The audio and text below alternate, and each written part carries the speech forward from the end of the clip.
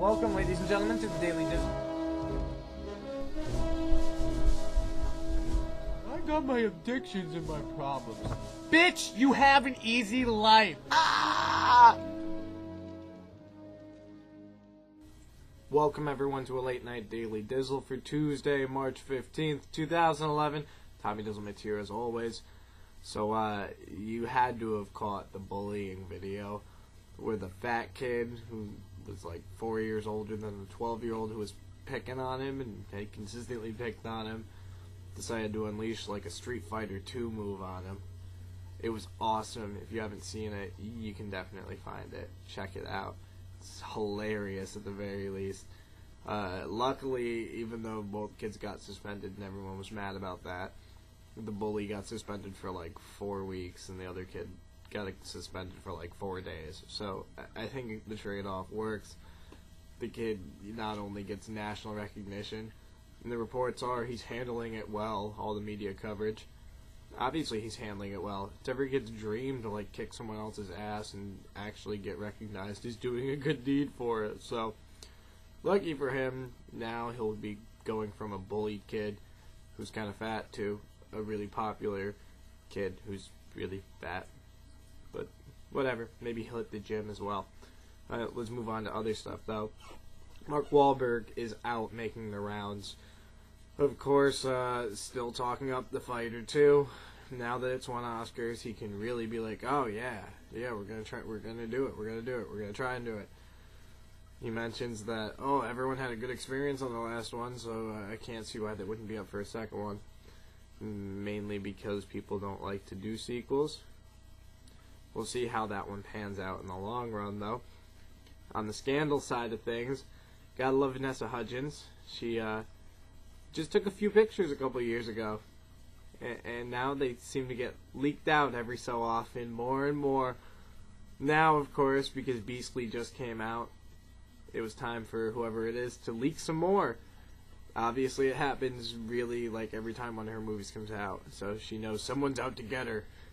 But really, it's just going to help her career more. Because people are going to be like, oh yeah, Vanessa Hudgens, the hot naked chick? Yeah, I want to go see more stuff with her. I really wouldn't go see the movies, but still, maybe that's what happens in some people's minds.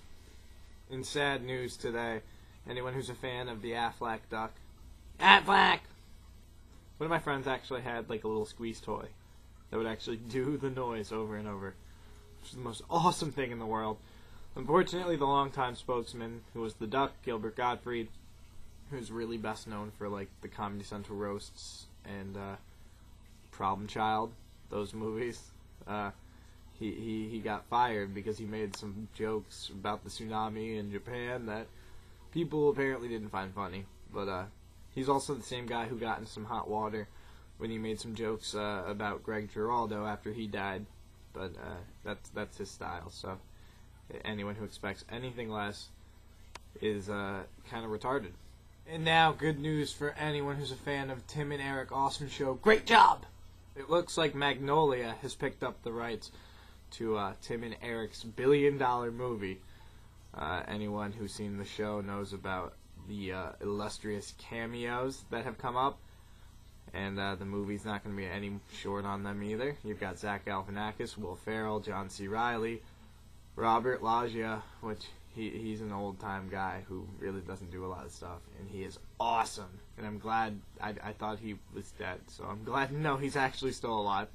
Jeff Goldblum, Will Forte, and William Atherton. So you got a lot of awesome people in the movie, and apparently the plot, Tim and Eric literally get $1 billion to make a movie. They make it. Things go awry. So Tim and Eric decide to get out of Hollywood and become businessmen in an abandoned mall. So, should be very, very interesting at the very least. Now, Robert Zemeckis, he was once a very, very well-regarded producer in Hollywood. But ever since he decided to invest most of his money in all these motion capture movies that ultimately culminated with the bomb that was Mars Needs Moms earlier this weekend, Disney used to give him a lot of money to do these. You know, Christmas Carol, Polar Express kind of deal. And now they're like, alright, dude, no. No. Not even a $7 million opening weekend with a $150 million price tag? No, dude, no. So he had a Beatles movie in the works, a remake of Yellow Submarine. That was going to be motion captured with some real actors, which was kind of going to be awesome. Like, I was looking forward to seeing the dude who played Darth Maul and also was the roommate in Shaun of the Dead. Yeah, he would have been one of the guys. So that would have been very, very interesting to see. Unfortunately, he's got to sit on that one for a little while, which means there'll probably be a cast change-up if it ever does see the light of day. And to round out today's Daily Dizzle, Ivan Reitman was out talking about some of the projects that he's attached to, and he's given status updates. Obviously, he's not the name he once was, but due to the fact that he was involved with Ghostbusters, his name still holds a little bit of value. So, in regards to A Private Parts 2, Howard Stern's movie, the exact quote, I spoke to Howard, he brings it up all the time, there's a great sequel story in it, but I doubt it will happen. If he's going to do another film, my guess is that it's probably not going to be the sequel to Private Parts. I don't even see the point of doing any kind of film, considering Howard Stern is documented so much at this point. Between, like, Howard TV and Sirius. Really? Do you need to do another movie? First movie was entertaining, but I can't imagine there being a need for a sequel. He obviously, more stuff has happened in his life, but it doesn't mean it needs to be translated to film, because it's been pretty well documented for the most part. In regards to Baywatch, the movie, we still don't have a script that's makeable. I think it's a big opportunity. This is a comedy, and I think we have a very interesting take. A classical idea that will be fresh for the world audience. It's one of the best-known titles that's out there. Yeah, best-known titles that's out there. Unless you have Pamela Anderson involved in it, and I don't think that anyone wants to see her anymore after they've seen Pam and Tommy Lee over and over again. I think the well has dried out a little bit. You gotta get another good chick with big boobs. That's what Baywatch, the movie, needs. And, of course, the holy grail of movies, Ghostbusters 3. There's a lot of talk about Ghostbusters 3, and there's a very good script that the other cast members have read and liked. We're just waiting for Bill Murray to read it. So, Bill Murray, of course, being the anchor, but if it really is a good script, maybe he will actually commit to it, and we will see some movement on the part of Ghostbusters 3. And if so, I will be a 5-year-old all over again. So that's all the time we've got on today's Daily Dizzle, but we do thank you guys for joining us here as always. If this is your first time checking us out, be sure to click the username Dizzlemits or go to youtube.com/Dizzlemits.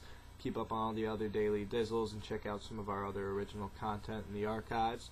Make sure you check back tomorrow as a very special guest that we've had before. My hyper nephew Aiden will be joining us again, so that should be very, very entertaining.